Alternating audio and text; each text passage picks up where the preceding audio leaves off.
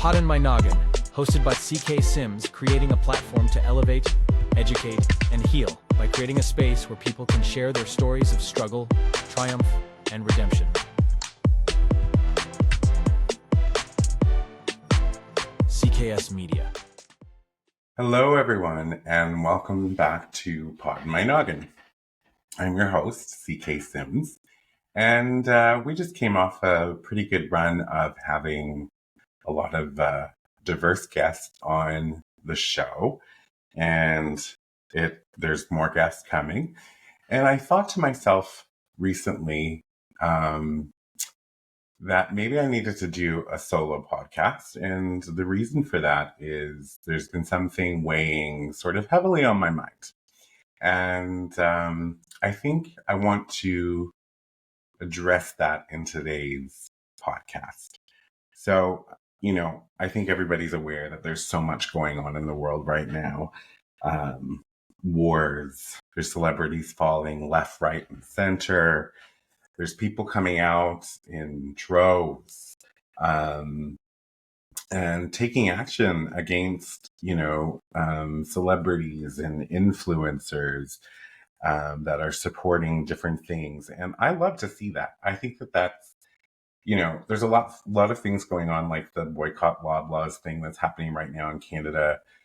The power lives with the people.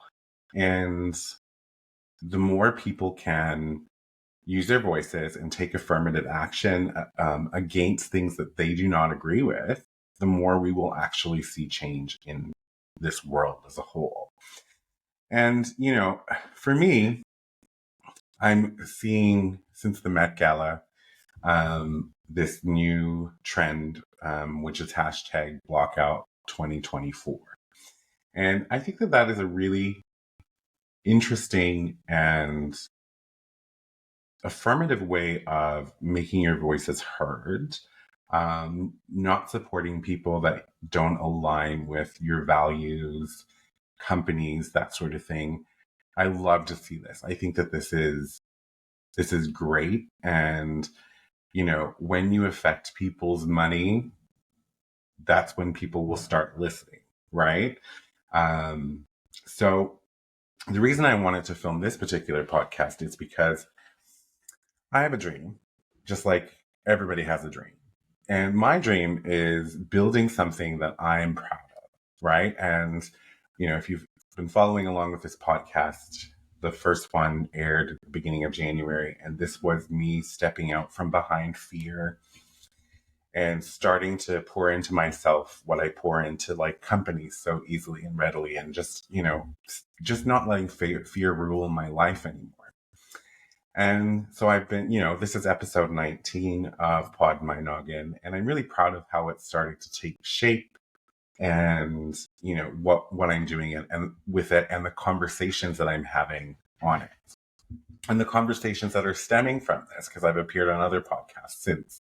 So for me, I want to ensure people who support me know who I am and what my values are. And I don't think there's ever been a time more important than right now for people to be upfront about what their values are and what they stand for, so people can make informed decisions on who they support, who they give their power to, who they invest in, whatever the situation may be. So for me, one of the things that is such a massive, and I'm searching for the words, it's such a massive sort of importance in my life, is for people to understand, and it's not even really for people to understand, it's for me to understand and to communicate this the best way that I know how, is that my integrity is not for sale.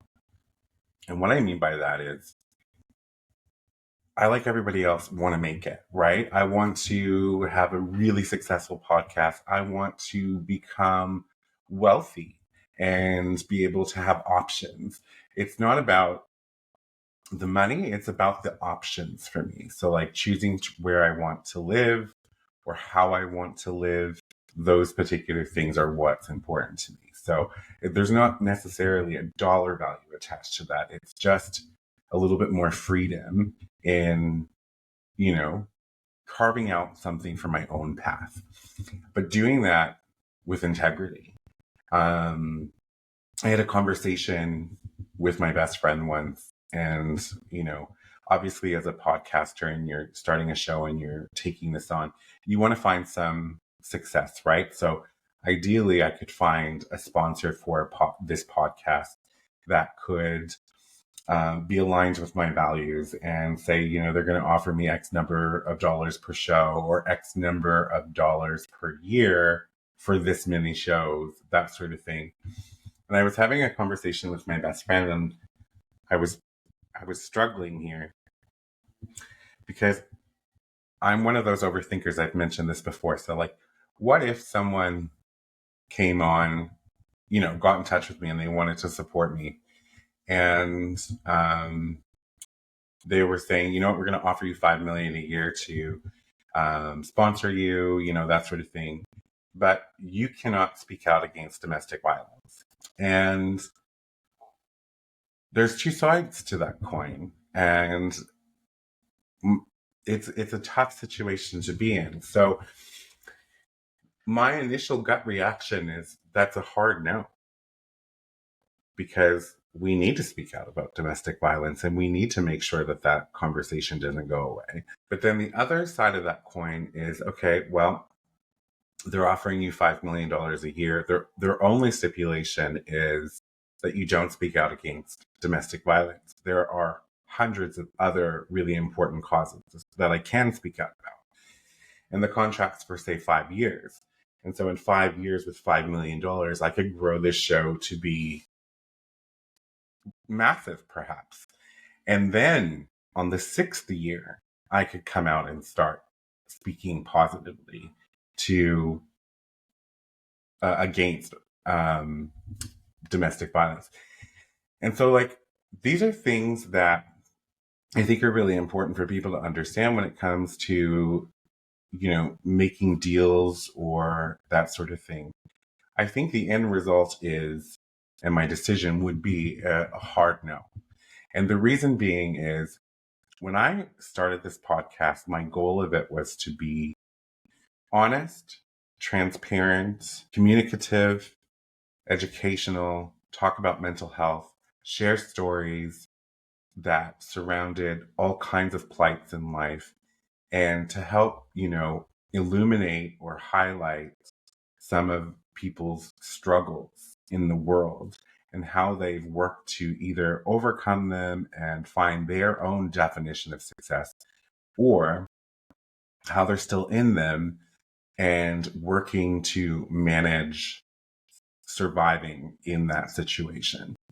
So for me to be offered such a large amount of money, but then to have a stipulation that says you can't talk about domestic violence, that would be very on my integrity. Because then there's conversations I've already had on Poddin My Noggin about domestic violence. So for me, my integrity is not for sale.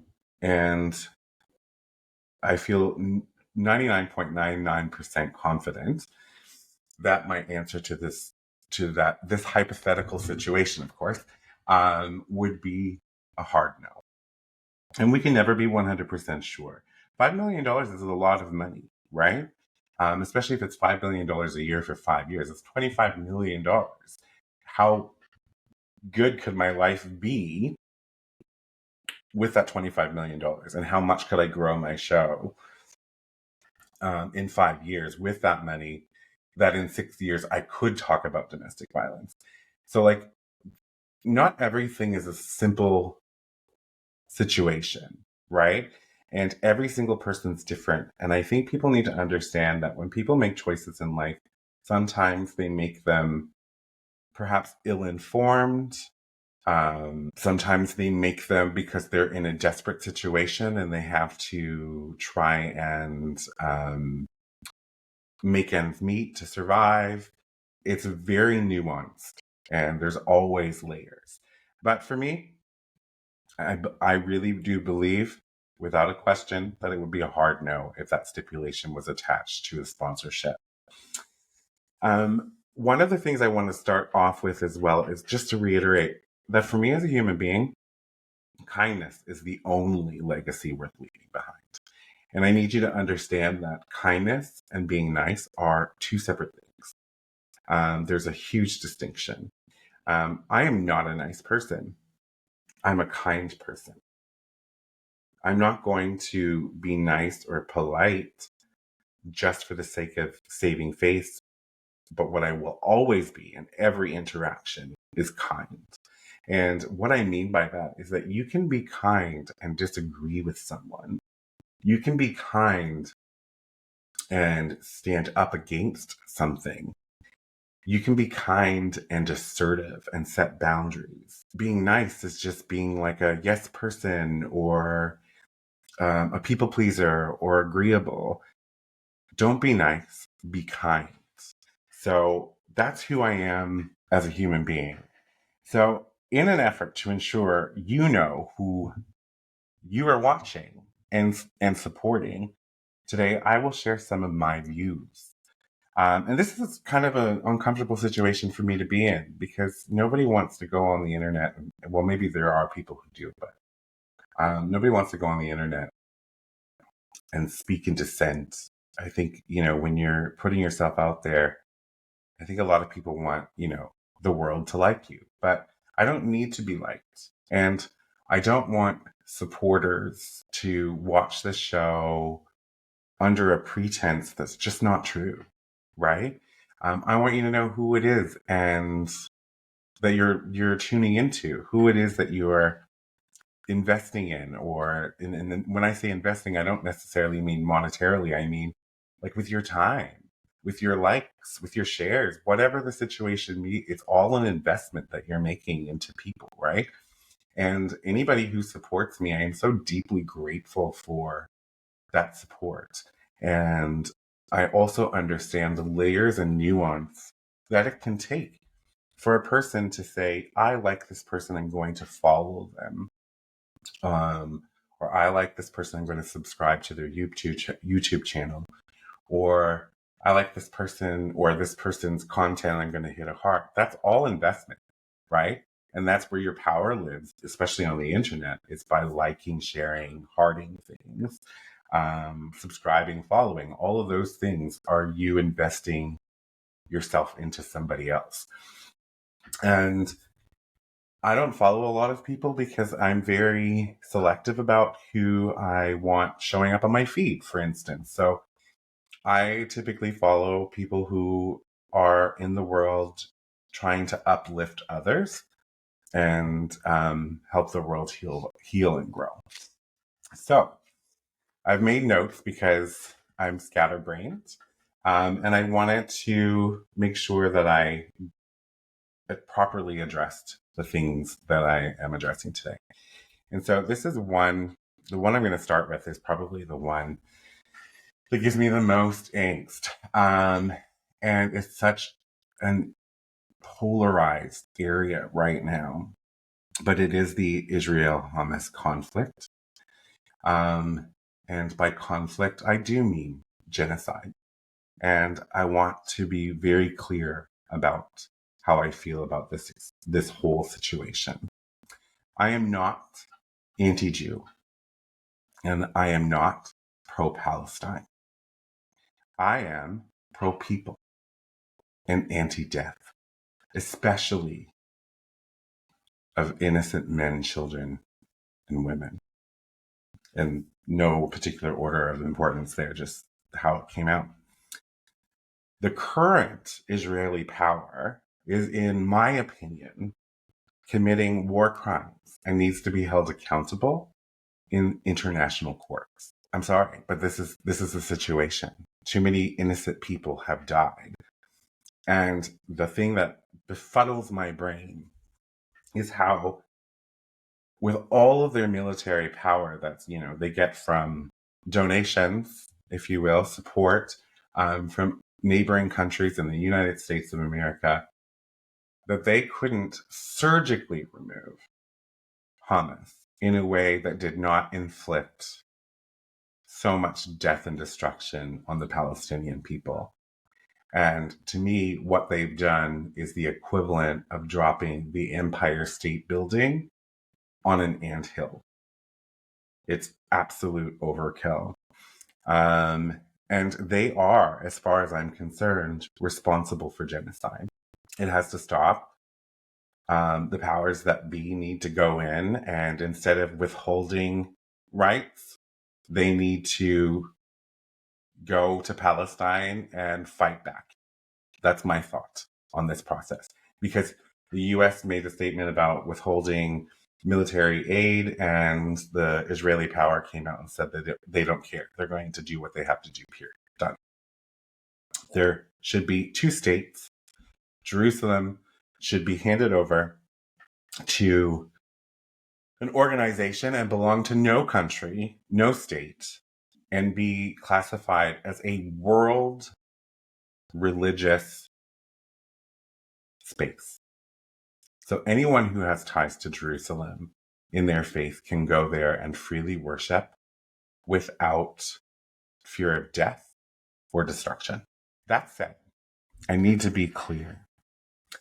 As people from the West, we cannot turn on the Jewish people or the Palestinian people. What we see is what the media shows us. We don't see nor understand every single nuance here. It's impossible for us to understand. So while I agree we need to be loud about the atrocities the Israeli power are committing, we must show compassion for the normal, everyday Jewish and Palestinian citizens that are like us.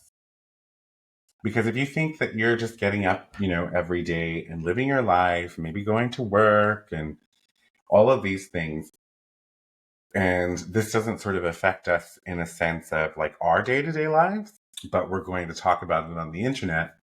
There are Jewish people in Israel right now who are no more responsible for the government's act of genocide than we are for Biden refusing to aid them. I hope that makes sense. So there are real people who have hopes and dreams on both sides who are powerless. And yes, unfortunately, right now, Palestine is in a far worse situation than Israel. However, there are people on both sides, and we must show love and compassion to all of them, right?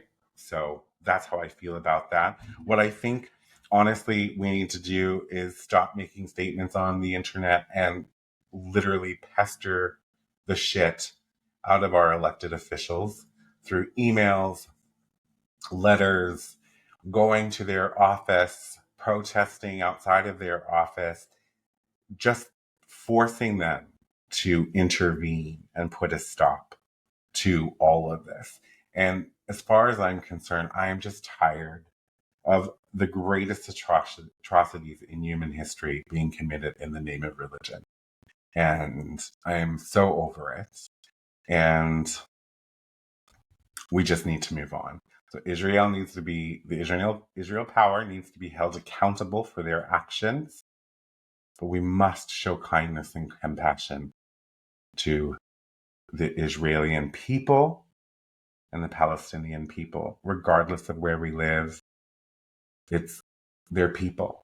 We have to show them that compassion and that love. Moving on to North American Christianity. And I'm talking about North American Christianity today specifically. The same sort of thing exists everywhere in the world. But I'm just talking about North America because that's where I live in Canada. So for me, in Christianity, there are two types of Christians, okay? And there has been for a really long time. So you have the first type, which is the loud, ludicrous, hateful Christians who are out there harming others, taking away rights and freedoms, and weaponizing Christ to inflict pain. They call themselves Christians to mask their evil intent. It is what it is. They do not strive to be like Jesus. If they think they are Christians, they will be in for a surprise when they stand at the pearly gates.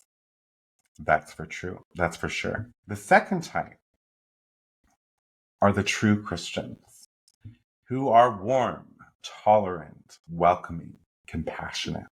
Those who understand that mirroring God's love is unconditional love is what brings people into faith. Okay? Those people need to act louder, not speak, because lip service right now will not reinstate God's ministry. But getting out into the community and loving your neighbor will. And so my plea to anybody who's a real Christian is don't speak up, act up. Start showing your community, start showing everybody your love and what God's love looks like. It's tolerance, it's acceptance, and maybe not acceptance of the sin, okay? And I'm air quoting here, the sin, but acceptance of the human and loving them despite of the sin. Hi, Jesus and the woman at the well. Like, come on, where's that been lost on these fake Christians? And so, yes, I do believe that the loud ones and the government who are spitting vitriol and all of that stuff, they're fake Christians. That's my belief. Come for me, I don't care. The true Christians, they exist. I know so many of them. Don't speak up, act up. Lip service, like I said, is not going to bring people into God's ministry. Your actions will. And people need to be reminded what true Christianity is all about. Okay? And so with that, I ask you today, what Christ do you follow? Abortion is my next topic. And so I think this is a really polarized topic as well. And for me, I am pro-choice, okay? People who are taking away the rights of women don't care about the children. They don't. If they did, there would be funding and supports and programs for these children who they don't want to be aborted, to support them. A lot of these children will end up in the system, in foster care, in adoption. They will spend a lifetime with years of trauma and displacement and abandonment, and it will haunt them. And there's a guest that I will have on the show in the coming weeks that we will talk about just that. Everybody's, focused on the fact, oh, yay, they got adopted. But there's so much nuanced and layered underneath all of it that we don't think about collectively that these individuals have to go through for their entire lives. And, that's a topic that I want to bring to light on this show and show the other side of the coin. Okay? So here's the thing. I wish we lived in a world where abortion wasn't needed. Okay? And I want to explain that real quick because the idea, obviously, when I believe that there's a specific amount of time where they're not developed enough and all of that stuff, like essentially what the laws usually states. Late term abortions, when it comes to the health of the woman, are necessary. I don't like the idea of babies being aborted. I don't. But do you know what trumps that? Do you know what trumps that sort of feeling of like, oh, I don't really like it? Well, number one, I'm a man. I don't get to say that. I mean, I can say it, but like, I don't have a right to say it. I'm sorry. Anybody out there, any man out there who thinks that they have a right to say it, you're mistaken. Because you don't have to carry that child. Okay? Your body doesn't have to go through a myriad of uncomfortable changes, painful changes. Your belly button doesn't have to pop, right? You don't have to experience like if you just Googled the level of complications, changes to a woman's body, discomfort. And this is all just leading up to delivery. Don't even get me started on what could happen during delivery or just before or just after, and how a woman could be completely ripped apart. You don't get to talk about it. I'm sorry. I'm a man. That's my number one reason why I don't want, little babies to be aborted if they don't have to be. That's my number one reason why it doesn't matter that I feel that way. And number two, and I kept saying number one, but number two is the most important, just so we're clear. The number two reason why my feeling of that situation doesn't matter is because nothing and nobody besides a woman should have complete agency over their bodies and what happens to it. So I'm pro-choice with that little feeling of, I wish we didn't have to abort little babies when it's not needed. It's trumped by the fact that I'm a man and by the fact that women should have complete agencies over their bodies at all times. End of story. We're moving on. That's all I have to say on abortion. Feminism. I'm a feminist. For me, being a feminist does not mean I hate men. Okay? I hate men who harm women through domestic violence, sexual assault, and rape. I hate them. They are scum.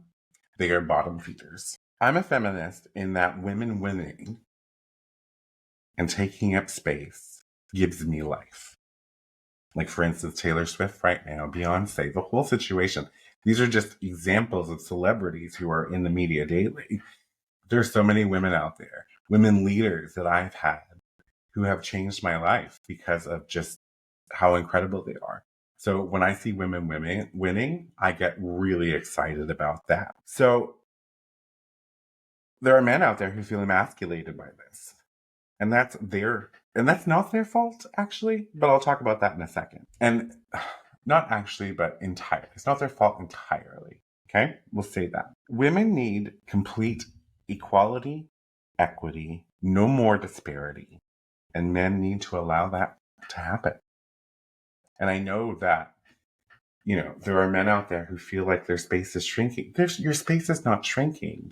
Women are taking up more space. There's enough room for all of y'all at the top and in every level. So step aside and support and stand up. If you're a man who supports women, you need to stand up and speak out against other men who are trying to diminish them. I'm sorry, but this needs to happen, right? Women, as of the last couple of years, are on fire. And I am here for it. Literally here for it. And it needs to continue happening.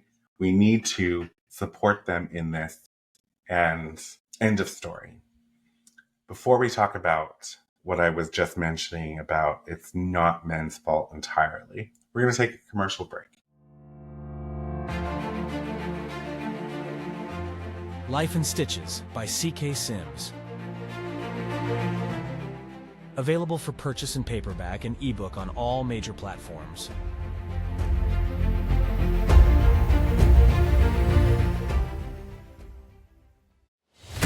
Partner today with CK Sims and Poddin My Noggin to get in front of an audience that cares.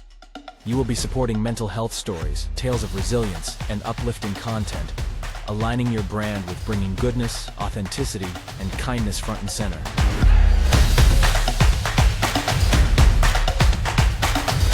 This spot could be yours. Do you have a story of struggle and resilience? One that you want to share with others and possibly help someone through their own struggles? Find the link in the show description and fill out the guest form today.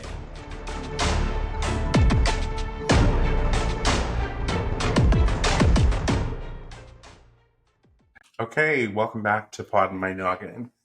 If you're just tuning in, we're just recapping really quickly on today's episode and what it is. Today's episode is very much about my values as a podcaster, what I want to achieve in life with this show, and the fact that my integrity isn't for sale. And we spoke about before the break, the Blockout 2024, a lot of celebrities falling left, right, and center. And my idea that I want people to know who I am. So if you choose to support me, you're not supporting me off a pretense that's not true. And you understand who I am as a human being and what I stand for and those values. Before the break, I made a comment. Excuse me. I made a comment how I'm a feminist. And there are men who feel emasculated by women taking up space and winning. And I had said that's not entirely their fault. So we're going to talk about that right now, because maybe before the break, everybody was like, no, FCK, I'm going to, end this podcast right now. But I want to talk about this because one thing that I'm very much an advocate for mental health, and that we need to talk about it more. And I'm very much an advocate for men's mental health. And I want to talk about that. So there are men out there, most men I would have to say, who think they're strong, maybe even warrior. They think this because they're tough, they're macho, men don't cry, all of these things. That, my friends, is a societal subscription that we've been force feeding you since the beginning of time. It's a lie. It's a faulty lie. Maybe you had to be this way back prior to technology, when you actually had real predators that you had to be afraid of. Like, I don't know, during caveman time and then in early society, like that sort of thing. Maybe that's when you had to be these types of men, but that does not exist anymore. And it is a societal subscription that we have force fed you since you were children. So what I mean by this, and before I begin, is I believe, and I think there are many who do, real strength comes when a man can learn to be vulnerable, admit they are not okay. Okay? So what I said about it's not their fault entirely before the break, what I meant was when males are children, they are taught the messaging of big boys don't cry. You have to grin and bear it. Emotions are weakness. Push it down, don't feel. And this is the narrative. This is the narrative that women teach their sons, and it's not a conscious thing. It's just a part of that societal subscription that's been happening forever and ever. And so never in their existence has someone taught them healthy ways of processing complex emotion. Okay? So like fear, failure, rejection, and later sexual frustration. They have had few, if any, in our time, males to model this after. Okay? So a male who might be watching and completely enraged with me right now and wants to, punch me in the face, whatever, I get it. Here's the thing. That's not your fault. It was not your fault. It has never been your fault that you were never taught how to process complex emotions. It has been a narrative that you need to be just the emotional range of a rock to show love to your partners, right? And to your children. But any other sort of emotion is completely just not okay. And this starts right from when you're a young child. You fall and you hit your knee, you are immediately told, come on, suck it up, you're a big boy. What kind of messaging is that? And to be told this over and over and over throughout your entire life, it is a form of conditioning. And that conditioning has led us to men who do not know how to process emotions in a healthy manner. Straight up, end of story. Okay. And then this continues from childhood, throughout adolescence, through early adulthood. And what this results in is suppressed emotions, low emotional intelligence, and it comes out in violence. Okay. Because the model is if you're angry, punch it. Right? Comes out in domestic violence. They don't know how to communicate properly. They don't know how to unpack and move through their complex emotions to understand these fits of rage that come up from within, and they don't know how to channel it. And you do see a lot of men who claim that they're sorry for hitting their wives, but then they do it again. And I believe that they are sorry to a degree. Okay. But they still don't learn or understand how to process that emotion. You see this also with people who are domestic violence, sexual assault, rape, all of those things are because of and murder are all results of not being able to process complex emotions. So, yes, there are sick people out there who do things that maybe cannot be helped, but we would see a massive reduction in domestic violence cases, sexual assault cases, rape cases, and perhaps murder against women. Okay. If we introduce programs that are free of charge into our schools, online, completely free of charge, as I said, and readily available to men to start to learn how to process their emotion. And my thing for you right now is that don't internalize the belief that you shouldn't feel because you should. And know that a lot of what happens in our world right now of men hurting women is a result of societal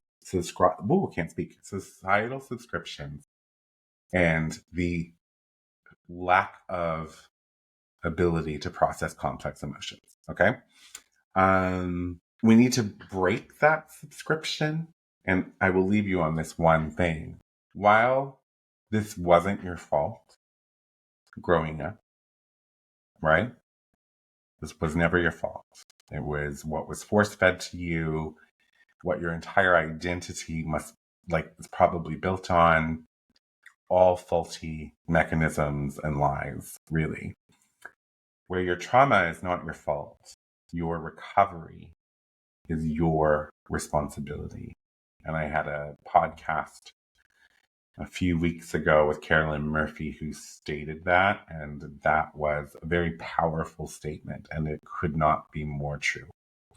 So if you're a man, know that how you've moved in life so far is not necessarily your fault, but to create change within yourself, that is your responsibility. And there are supports out there, there are therapy, so many things. I don't know if we have necessarily a proper program that's readily available and free for males of all ages to learn how to process complex emotions. But if we don't, and someone sees this show, let's build it. Let's start a campaign and make this happen. There's hope for all of y'all, and there's room for both women and men in all layers of it. Moving on to my next area.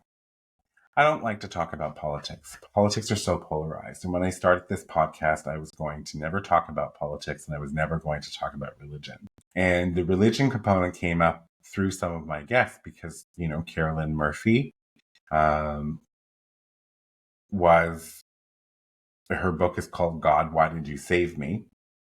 And, you know, I love God. I do. Um, love Jesus. And I shared this story on Alyssa Decker's podcast, Equilibrium Echoes, recently as to why I love God and how I had to reconcile that in my life to be able to be gay and love Jesus at the same time. So, but that's mine. It's not for you to judge and not for anybody else. Your individual walk with God is your individual walk with God.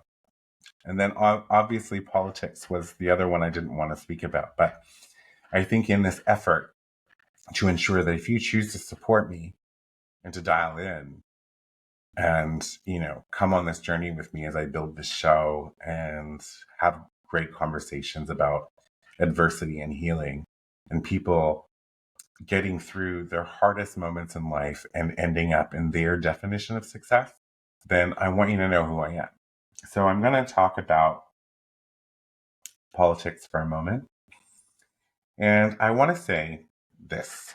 In 2016, America elected a cancer into democracy. Since then, that cancer has spread throughout every arm of the United States. In 2020, the American people voted to surgically remove this cancer. While the treatment may not have lived up to public expectations, it isn't a cancer.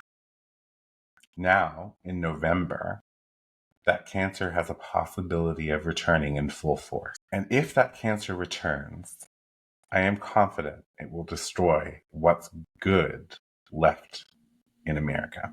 Why am I a Canadian talking about American politics? Well, I'll tell you. I am in the US. I haven't spoken to or met an American I didn't like or that I couldn't see myself in. Okay? There are so many similarities between the US and Canada. Yes, we have different governing bodies, we have different histories and things like that, but we share so much that is so similar. I love Americans like I love Canadians. And I want us all to thrive and do our best and be the best countries that we can be. So the reason I'm talking about this today is because as a Canadian, I am beginning to see the spread of cancer here in Canada as a result of your decision in 2016. So you may not like the treatment of this cancer. And yes, I am speaking in innuendos at this moment, and that's fine because I don't want to land on anybody's radar in that off chance, but I want to be truthful. So you may not like the treatment for this cancer, but you have to, at this point, consider the lesser of two evils, two apparent evils. Think about that. But whatever you decide, and no matter what side of the border you are on, get out and vote this year like your rights and freedoms depend on it, because they do. And that's my comment on politics. I'm going to end it there. Okay. Moving on to the next one that's really important to me. Trans people. I stand with them. I stand with trans folks. Enough is enough. Let them be. To be honest, let them be. What does it matter to you when you lay your head on your pillow at the end of the day if someone is trans or not? Ask yourself that question. And in speaking of trans people, I want to talk about pronouns. I find this whole situation with pronouns to be laughable and sad. And I think for me, those who are opposed to using people's preferred pronouns, I want to approach this in a specific way. So, someone's opposed to using someone else's pronouns. Listen, Candace, this is what I want to say to you. Your name is Candace Brown, and that has been your name since birth. Now you're like, 38, 39, 40 years old. You go out and you meet this partner, and you start dating. And you go through this process, and then through this process, you discover that this partner is your soulmate. and then this partner asks you to marry them, and you say yes, and you go off and you get married. Now, unless you live in France or Quebec, you're probably going to change your last name or assume their last name. So you come back to work and you're all happy. You've had this joyous event in your life and you're showing pictures and you're talking about it and all of these things. And then you submit the documents to, your HR department, and things start to get changed. And all of a sudden now you're Candace White. Okay. So your expectation is that people will start referring to you as Candace White. Now, there's obviously an adjustment period because people who have known you your whole life, you've been Candace Brown. And, every time that they say, hey, Miss Brown, Candace Brown, you're going to correct them. And you're going to say, actually, it's Candace White now because I'm married. They didn't sign up for this. They weren't a part of your first date.